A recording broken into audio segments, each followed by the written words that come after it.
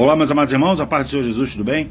Amados irmãos, eu gostaria de ler aqui 2 capítulos da Bíblia e tentar ensinar ponto a ponto para desvendar espiritualmente um dos grandes mistérios da Bíblia, que é a batalha de Davi contra Saul, ou contra Golias, né? E você vai ver pelas substituições espirituais como se pode ser usado nos dias de hoje e como se ensina a sua vida. Como a leitura é muito longa e sem mais delongas, eu vou começar aqui no capítulo 17, são 2 capítulos, tá? 17 e 18, tá, irmão? Aliás, só 17, só o 17. Diz assim a palavra de Deus: os filisteus juntaram suas milícias com o objetivo de guerrear em Socó, numa cidade de Judá.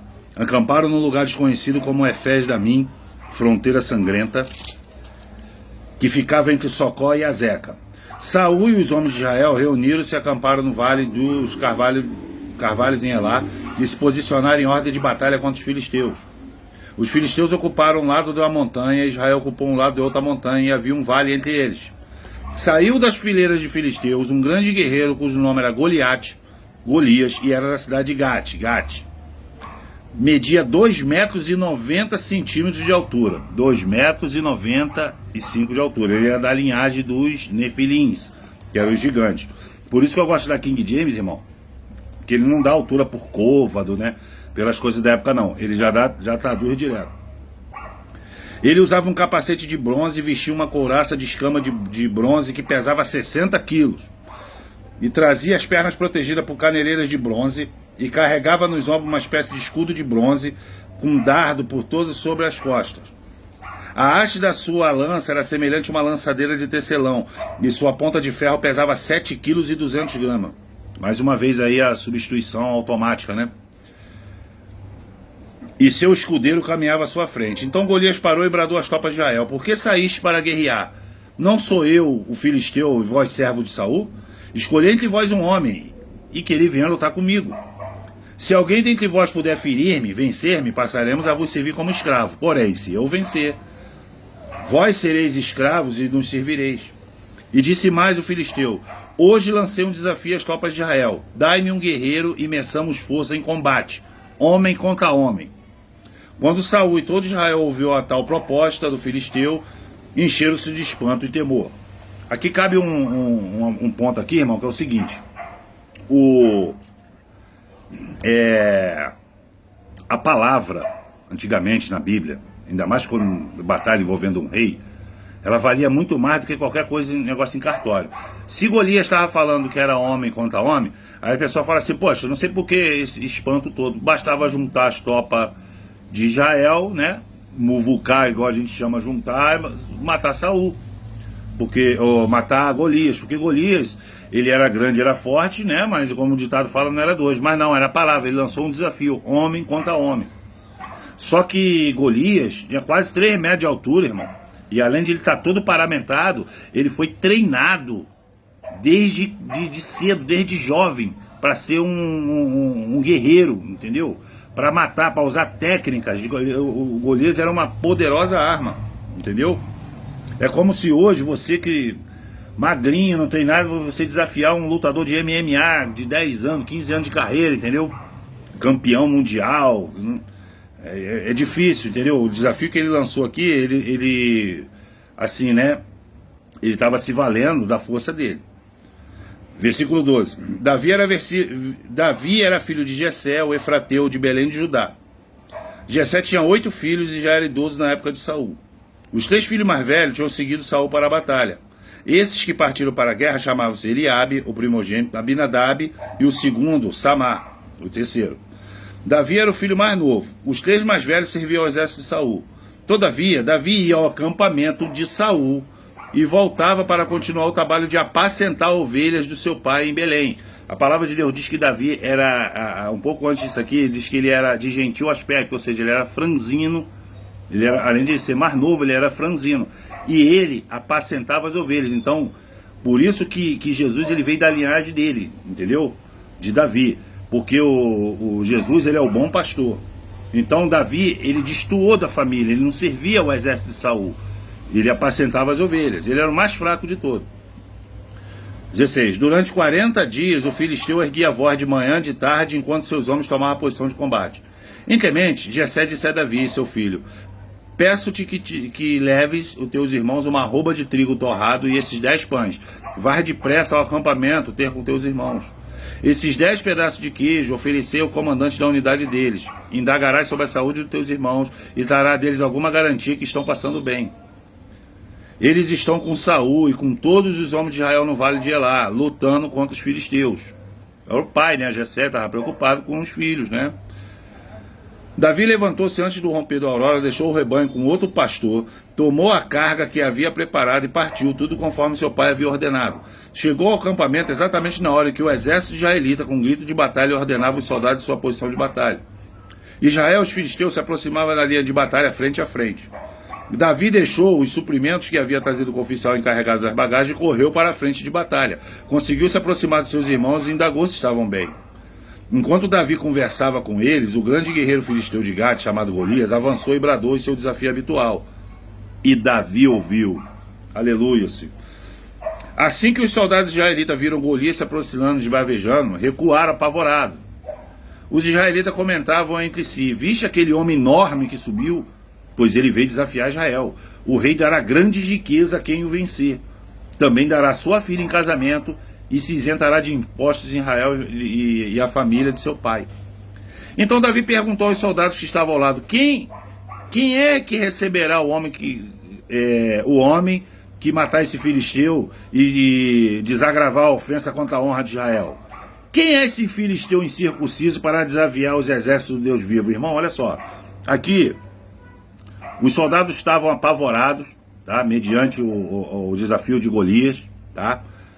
E os soldados comentaram: olha, o rei, ele vai dar uma grande quantidade de riqueza, vai fazer ele rico, ainda vai dar a filha dele em casamento, que era uma grande honra, você se casar com a filha do rei. Mas você percebe aqui que Davi, ele não estava preocupado com esse negócio, não. Davi, ele estava preocupado, irmão, quem estava blasfemando, quem estava tirando a honra de Israel. Quem é Israel, irmão? Tu tá me entendendo? E principalmente quem estava blasfemando contra o Deus vivo. É como se Davi falasse assim: vem cá, vocês vão deixar esses camaradas aí ofender o nosso Deus? Tu tá me entendendo? E os homens lhe responderam o que antes havia comentado e lhe contaram sobre a recompensa para quem conseguisse aniquilar Golias. Quando Eliabe, o irmão mais velho, ouviu Davi falando com os soldados, ficou irritado com ele e indagou: por que afinal desceste até aqui? E com quem deixaste aquelas poucas ovelhas no deserto? Bem conheço a tua insolência e malícia em teu coração. Vieste para assistir a batalha. Irmão, Davi estava indo por ordem do seu pai, Jessé. Ele estava preocupado se eles estavam bem, se eles não estavam feridos, até se eles estavam mortos. O irmão mais velho, ele já chegou acusando Davi de ser um fofoqueiro. Ele está vindo ali para ver a fofoca, para ir correndo contar. Irmão, eu vou falar uma coisa para vocês. Às vezes, quem te desanima, quem te difama, quem te bota para baixo, são os seus próprios irmãos. Eu não estou falando só de família, de sangue, não. Estou falando dos irmãos da igreja mesmo. São pessoas íntimas de você, tá? Que às vezes querem te abater, e inclusive com falsas acusações. Davi replicou: o que eu fiz agora? Por acaso sou privado até mesmo de falar? Então Davi deixou, procurou outra pessoa, propôs a mesma pergunta e ouviu a mesma resposta. Aos que ouviram as palavras de Davi foram relatar a Saul e o que chamou sua presença. 32. Então Davi disse a Saul: que ninguém deixe seu coração se abater por causa desse filisteu. Teu servo irá e pelejará contra eles. Irmão, é a mesma coisa que eu falo com esses vídeos. Não se deixe se abater. Eu vou ver se eu comento uma situação que está acontecendo aí no Brasil e no mundo. Não se deixe abater, irmão. Porque o Senhor está no controle. Porque o Satanás, ele vai usar tudo para abater a sua fé, para te desmorecer. Aí vai vir um monte de Golias pra cima de você. Até menorzinho, né? Contudo, Saul respondeu a Davi: tu não poderás ir contra esse filisteu para lutar com ele, porque não passas de uma criança, e ele é um guerreiro desde a sua juventude, aquilo que eu te falei. Mas Davi argumentou diante de Saul: quando o teu servo apacentava as ovelhas de seu pai, surgiu um leão, ou um urso feroz que arrebentava umas ovelhas do rebanho, eu o perseguia, e atacava e arrancava a ovelha da sua goela. E se vinha contra mim, eu agarrava pela juba, feria e o matava. Irmãos, Davi ele matou 2 tipos de animais aqui, isso é fantástico, irmão. Ó, surgiu um leão ou um urso feroz. O leão, Pedro ele fala assim, pois o diabo, o vosso adversário, né, está rondando como um leão, né, está ao derredor como um leão, buscando a quem possa tragar. Então, esse leão aqui, nesse contexto, porque o Jesus também é o leão da tribo de Judá, então são 2 leões com 2 conotações espirituais diferentes, tá? Esse urso aqui é o Satanás que Pedro cita lá na frente do Novo Testamento. E o urso, irmão, toda vez que você vê o urso é um dos animais que aparece no sonho de Daniel. O urso, ele é associado a hoje, a Rússia, tu tá me entendendo? Que era a antiga União Soviética. A Rússia, junto com a China e junto com o Irã, eles são aqueles 3 espíritos semelhantes a Rã, que vai fazer batalha contra o anticristo e vai perder. Eles são os representantes do ferrolho, da esquerda, tá entendendo, irmão? Por exemplo, a Bíblia também fala de dragão. O próprio Apocalipse explica que a antiga serpente também chamado Diabo e Satanás. Então a serpente sempre vai ser associado ao diabo. Tu tá me entendendo, irmão? Na Bíblia. E qual é o país hoje que tem, o símbolo, porque todo país tem um símbolo, não é isso? Eu não sei nem qual é o do Brasil, não sei se é o mico-leão dourado, se é a arara azul, eu não sei, sinceramente eu não sei, mas eu sei que os Estados Unidos é uma águia, entendeu? Da Austrália é um koala ou um canguru, não sei, acho que é um koala, e a China é um dragão, tu tá me entendendo? Então, tem coisas que a Bíblia disse lá atrás, que hoje dá para você identificar pelo menos pelos símbolos. E se você estudar, você vai ver que é isso, são eles mesmos. Só que como na época não tinha esse negócio de economia avançada, república, essas coisas de transformar democracia em ditadura, você vai ver com a outra descrição. Mas trazendo para os dias de hoje, até geograficamente, você vai ver que muitos países, muitas nações que aparecem guerreando contra Israel, no livro de Ezequiel, principalmente no 38 e 39, em Apocalipse, no capítulo 18, a Grande Babilônia, por exemplo, é um sistema. Pode ser a ONU, mas é um sistema, não é um país só. Tu tá me entendendo? A Bíblia também fala nos profetas maiores que uma nação, uma grande nação, seria enfraquecida nos últimos dias. Já foi identificada como os Estados Unidos, porque aonde a esquerda bate, tu tá me entendendo, irmão? Ela enfraquece, é um governo fraco.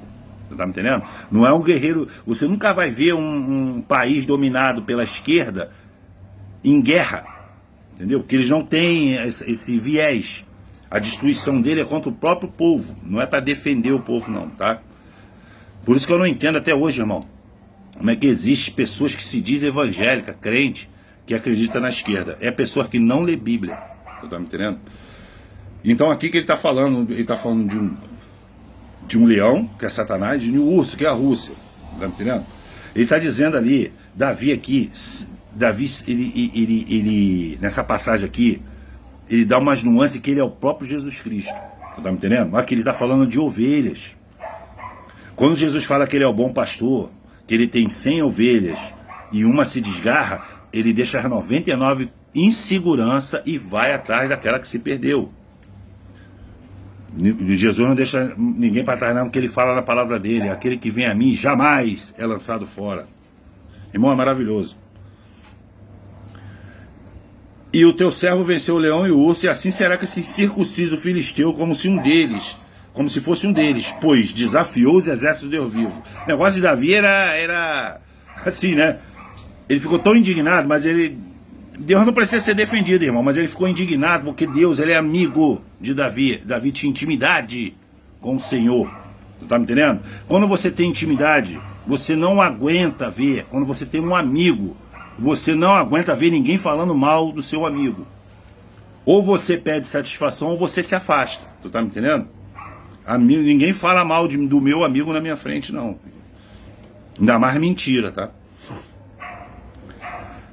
E Davi disse mais: e Yahvé que me livrou das garras do leão e do urso, me livrará também das mãos desse filisteu. Então Saul disse a Davi: vai que Yahvé esteja contigo. Saul vestiu Davi com a própria túnica de combate, colocou-lhe uma armadura e lhe pôs um capacete de bronze na cabeça. Davi prendeu a sua espada sobre a túnica, se esforçou para andar, porquanto não estava treinado para usar todo aquele paramento militar, aquela armadura, né? Então declarou a Saul: não posso me locomover com tudo isso, porque não estou acostumado. E imediatamente desembaraçou de toda aquela armadura. Irmão, Saul era um grande guerreiro, tá? Ele estava preparado. Esse negócio de Saul, irmão, você pode ver que ele reinou 35 anos depois que ele desobedeceu uma ordem de Deus dada a Samuel. Aí as pessoas ficam perguntando: poxa, Davi foi assim, paciente até demais, porque Saul entrava um demônio nele que queria matar Davi. E Davi, ele sempre respeitou Saul. Mas o curioso disso, irmão, que é só a gente que leu o livro de 1 Samuel que sabe que o escritor, que foi Samuel, que escreveu que o Espírito, naquele momento, Davi não estava presente, naquele momento, que Saul foi nos Amalequitas, e que Deus falou assim: não traga nada de lá, mata todo mundo e não traga nada de lá. Ele trouxe animais e trouxe o rei, ou seja, ele desobedeceu uma ordem de Deus. Ele diz que nessa hora, Samuel disse que o Espírito de Deus se retirou de Saul, vindo imediatamente o espírito maligno. Então Davi, ele não sabia que Saul estava endemoniado, para você ver como é que Davi, ele tinha um Espírito Santo de Deus, obediência. Na cabeça dele, ele falou assim: eu não posso me ungir contra um servo do Senhor. Só que Saul não era mais servo do Senhor, mas quem sabia disso era apenas a gente que lê a Bíblia, entendeu? E essa informação, vamos dizer assim, não foi passada para Davi. Então aqui, aquela armadura, Saul era um grande guerreiro, tá, irmão? Muita gente fala mal de Saul, mas Saul parece com a maioria de nós, tá? Que também somos desobedientes, mas ele era um grande guerreiro. Mas só que aquelas armaduras era dele, era feita para ele foi treinado para aquilo. Então, às vezes, irmão, muitas vezes, estou falando, a gente tem a nossa própria vida para viver. Tem gente que quer viver, dar conselhos direto, quer tomar posse da vida dos outros, se apossar da alma dos outros, querer cuidar da vida dos outros. Irmão, esquece esse negócio. Isso é só aborrecimento. Até porque, irmão, sabe por quê? Eu conheço gente que ela só entra para criticar. Ela se mete na tua vida só para dar aqueles conselhos, né? Os conselhos da vovó. Mas a pessoa corre um risco seguinte: se a pessoa realmente seguir o conselho dela, ela vai mudar, e a pessoa não vai ter mais o que falar dessa pessoa. Ela vai entrar numa crise existencial, porque ela está treinada, ela está forjada apenas para falar mal. Tira esse hábito de você, de querer se meter na vida das pessoas. E eu não falo que vocês fazem isso com intenção, irmão, porque muitas vezes a gente faz essas coisas sem perceber. Só fala de uma pessoa, só fala mal da vida da pessoa. Ai, se fosse eu faria isso, ela tinha que fazer isso. Não, querido. Não tá me entendendo? Isso aí é você pegar as armaduras de Saul. Como eu te falei da outra vez, vamos supor que Golias seja uma grande dívida, né? Quase impossível, uma dívida antiga, desde a juventude, igual diz aqui. Uma dívida que rolou muitos juros, que é impossível de você pagar. Esse ato de Davi colocar a armadura e a espada e ficar todo desajeitado é aquela solução, é um empréstimo no banco, é você pegar com agiota quando você não tem crédito. Isso aí são recursos humanos, irmão. Lá, aqui na frente, agora que eu já cheguei mais da metade, você vai ver como Davi, a estratégia de Davi para vencer essa batalha. Em seguida, Davi tomou na mão seu cajado, escolheu um riacho com 5 pedras bem lisas. Irmão, a Bíblia fala bem lisa, para não ter desculpa, que foi a pedra, foi a ponta da pedra que matou Golias, tá? Por isso que ele fala bem lisa, e colocou em seu bornal de pastor, isso é, uma espécie de sacola. Pegou sua tiradeira e partiu para o encontro dos filisteus. Irmão, é como se Davi fosse ali, tinha um monte de gente com fuzil, metralhadora e bazuca, e ele fosse com canivete. A proporção é essa aqui. Nesse mesmo momento, o filisteu, com seu escudeiro à frente, vinha se aproximando na direção de Davi. Golias parou e olhou bem para Davi e começou a caçoar, porquanto seu oponente não passava de um jovenzinho ruivo, bronzeado e de boa aparência. Então esbravejou Golias a Davi: sou por acaso um cão, para que venhas ter comigo um pedaço de madeira? E o filisteu amaldiçoou Davi pelos seus deuses. Disse mais o filisteu a Davi: vem cá, e eu te darei a tua carne às aves do céu e às feras do campo. Abusado, né? Contudo, Davi retrucou o filisteu: tu vem contra mim com espada, lança, escudo e pontiagudo. Eu, no entanto, venho a ti em nome de Yahvé, o Senhor dos exércitos, os Deus dos exércitos de Israel que desafiaste. Irmão, isso é fantástico. Ele está falando que você está vindo com todo o seu paramento militar, com todo o seu dinheiro, com toda a sua técnica, com toda a sua experiência.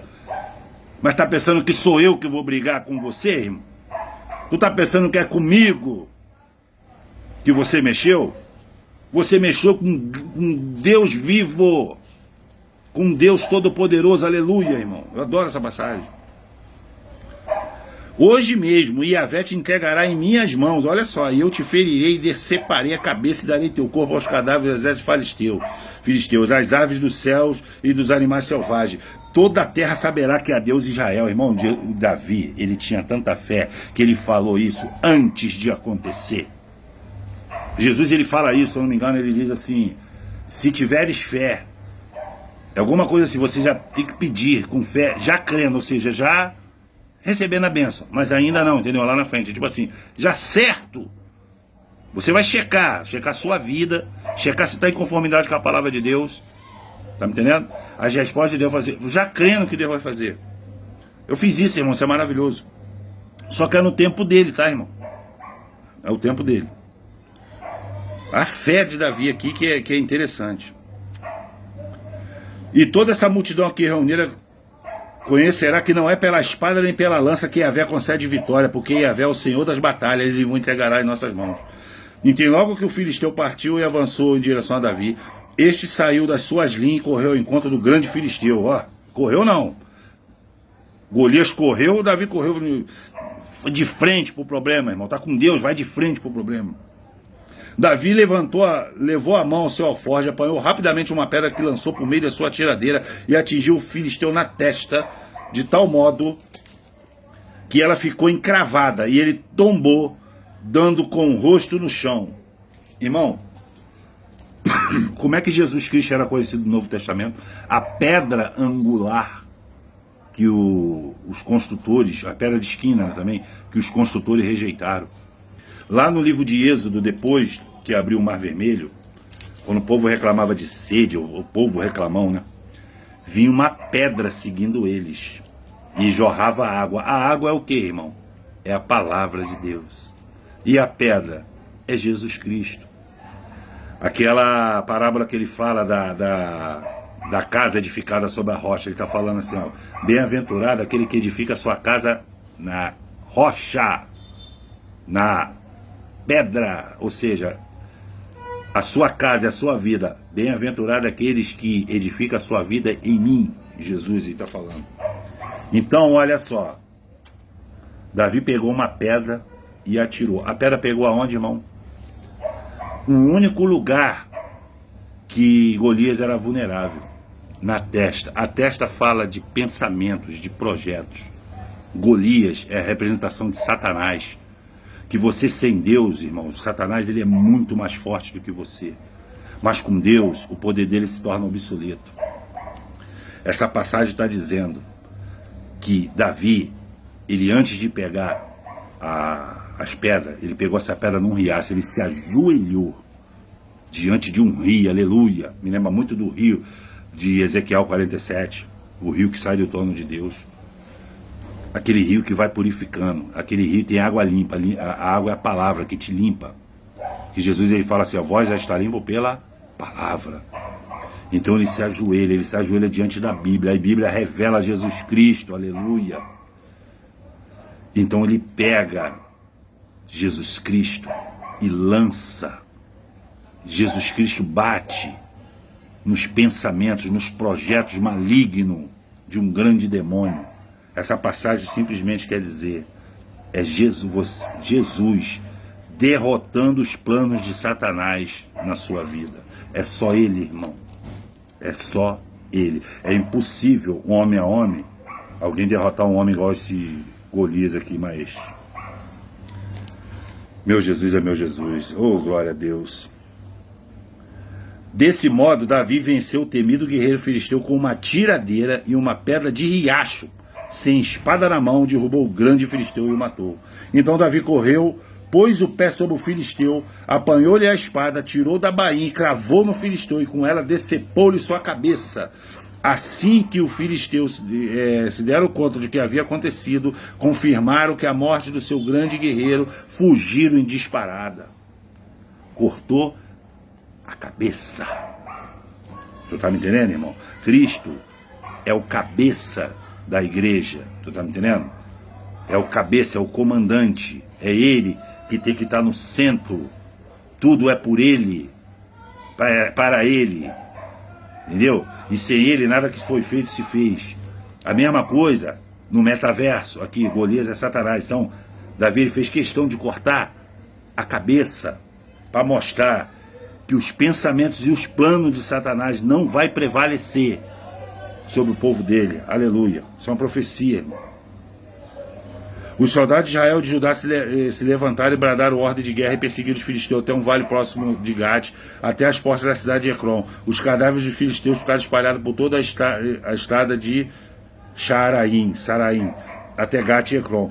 Então os filhos de Israel voltaram da perseguição, pilharam o acampamento de filisteus. Davi apanhou a cabeça do filisteu e levou para Jerusalém, e suas armas ele levou para sua tenda. Irmãos, está acontecendo muitas coisas aí, tu tá me entendendo? No mundo, né? E isso serve também, irmão, porque quando a pessoa não tem Cristo, quando ela não tem fé, quando ela está fraca na fé, quando ela está forte na fé, ela encara qualquer batalha, qualquer dificuldade como Davi. Ele vai ver a dificuldade como Golias e ele vai usar a mesma estratégia de Davi, que é se ajoelhar, ou seja, em oração, e ler a palavra, que é a água. A palavra vai revelar as pedras que você vai brigar. A pedra é Cristo. Entendeu? Quem guerreia é Cristo.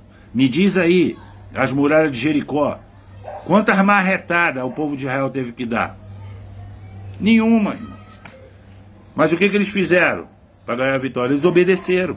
Tu imagine os guardas lá da fortaleza de Jericó, olhando aquele povo andando, dando 7 voltas ali. Começaram a rir.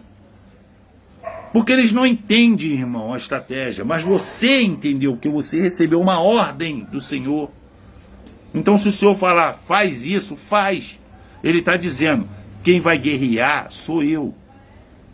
Gideão, por exemplo, era 300 homens contra mais de 1 milhão de midianitas e etíopes. Como é que Deus matou a maioria mesmo, hein?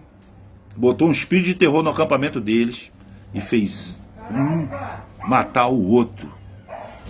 É assim que Deus, irmão, faz na maioria das vezes. As pessoas ficam te atacando, as pessoas ficam te desejando mal, ficam te afrontando. Ora ao Senhor e seja obediente às suas instruções. Deus ele vai fazer eles mesmos se engalfinharem. É que Jesus ele fala de reino dividido. Então está acontecendo um monte de coisa aí, irmão, que quem não tem Cristo, ele fica arrumando heróis de ocasiões. E é só gente, é tudo um 7-1, tudo querendo levar vantagem, irmão. Por exemplo, tem muita gente que está idolatrando esse Elon Musk. Eu já fiz um vídeo sobre o Elon Musk. Vocês descem os vídeos, o título do vídeo está assim, ó. Paulo viu Elon Musk. Que eu mostro ali, né? Da tecnologia que Paulo viu, que não foi permitido contar, mas ele dá uma dica. O Elon Musk, irmão, ele é braço do anticristo.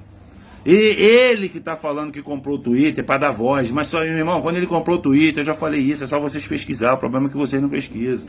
As empresas dele, ele não só tem o Twitter só não. Ele tem a Tesla, ele tem o SpaceX, ele tem a OpenAI. Ele tem um monte de empresa aí, tudo da área da tecnologia.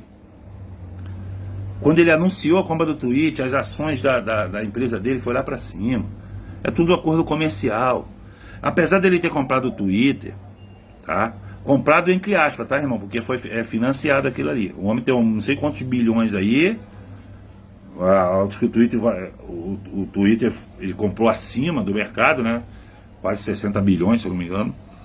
Ele financiou boa parte usando a Tesla e a SpaceX como fiadora, as próprias empresas dele. Então, apesar dele ter comprado o Twitter, ele só tem 71% das ações. Então, os outros investidores fizeram uma reunião e falaram assim, pô, irmão, isso aqui tá ficando ruim, porque essa tua briga aí com esse tal de Alexandre de Moraes aí, bloqueou o Twitter no Brasil e a gente, boa parte da grana que a gente recebe é desse país.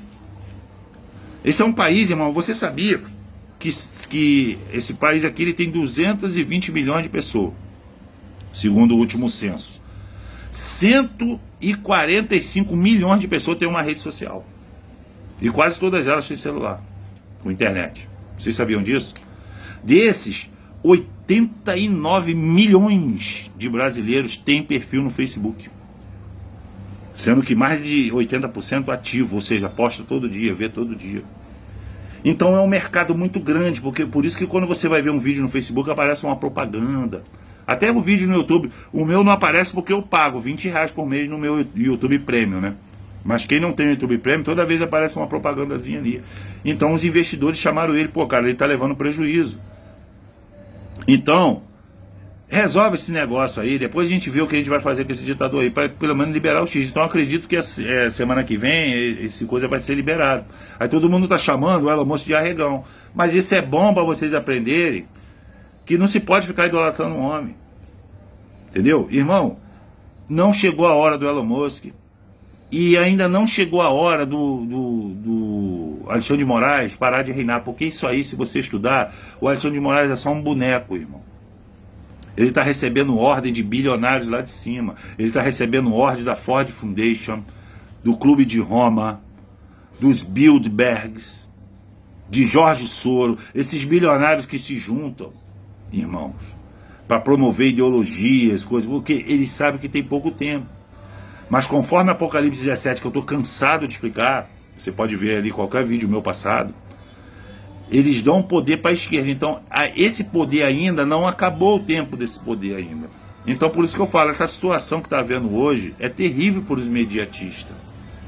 Davi não saiu correndo à toa para pegar Golias, não, irmão. Teve uma estratégia, teve um tempo. Ele soube falar as palavras certas e, principalmente, ele soube exercer a fé de uma maneira que agradou ao Senhor. Então, por que não juntou aquele povo para pegar Golias de surpresa? Porque essa batalha, irmão, até para ilustrar para nós, ela aconteceu realmente, tá? Mas essa batalha de Davi contra Golias foi uma maneira que Deus mostrou, arrumou para ficar registrado na história, para mostrar para você que essa batalha estava desenhada, planejada para Deus dar a vitória para Davi de maneira espiritual. E com isso, um grande ensinamento. Você se lembra lá no Novo Testamento, tem um cego de nascença que Jesus cura, está no Evangelho de João isso, e Pedro ele fala assim: Senhor, ele é cego de nascença, quem pecou? Foi os pais dele ou foi ele? Aí Jesus ele fala, o que ele fala para Pedro? Ele fala assim: nem ele, nem os pais dele. Mas essa doença se manifestou para que você visse a glória de Deus, aleluia. Então tem coisa, irmão, que ainda não aconteceu na sua vida, mas vai acontecer para manifestar a glória de Deus na sua vida. E vocês vão dar um grande testemunho disso. Só que muita gente, em vez de estar indo para Canaã, eles estão ficando no deserto, porque é mais confortável, e eles estão desistindo das batalhas, irmão. Não desista das suas batalhas. Qualquer coisa deixe nos comentários, o vídeo chegou nos 33, e Deus abençoe a todos grandemente.